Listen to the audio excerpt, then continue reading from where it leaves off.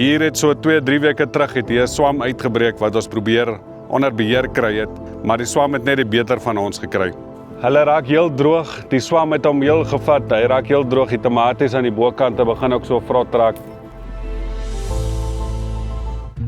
Party dae op die plaas is beter as ander dae, en vandag is een van daai dae wat nie so goed is nie, maar dit bly nog steeds lekker om te boer. Ons staan hier tussen ons tomaties.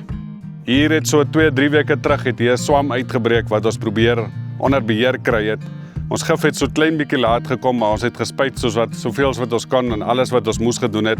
maar die swam het net die beter van ons gekry. Dit was ook baie nat die laaste tyd, dit het gereën,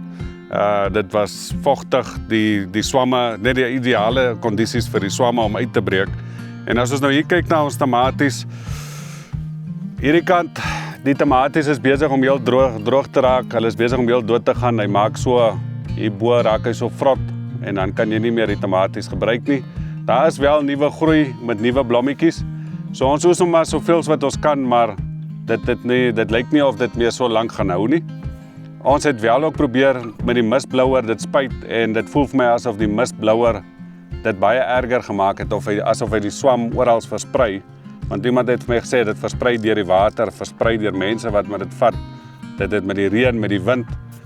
so dit het ons swamme dan nou oral versprei in ons tomaties, en ons kon dit net glad nie onder beheer gekry het nie. So ek weet nie as daar mense is daar buite wat miskien 'n ander raad het, hoe om jou tomaties te spuit, sonder dat jy dit oral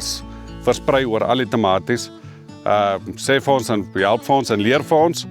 So as ek weer tomaties moet plant, sal ek dit eerder onder 'n tonnel doen, nethuis op die minste, maar so aan die buitekant, die elemente en die goed buite is net soveel, dat dit is maar 'n hoë risiko om dit buite te doen. Ten spyte van om al die kunsmisprogramme en al die gifprogramme te volg, so vers wat ons kon ons dit nie onder beheer kry nie, en ons kon dit nie gestop het nie. Alhoewel ons wel 'n redelike oesie gekry het van dit, is dit glad nie waar dit moes gewees het nie, maar ons vertrou en ons gaan aan en ons boer aan.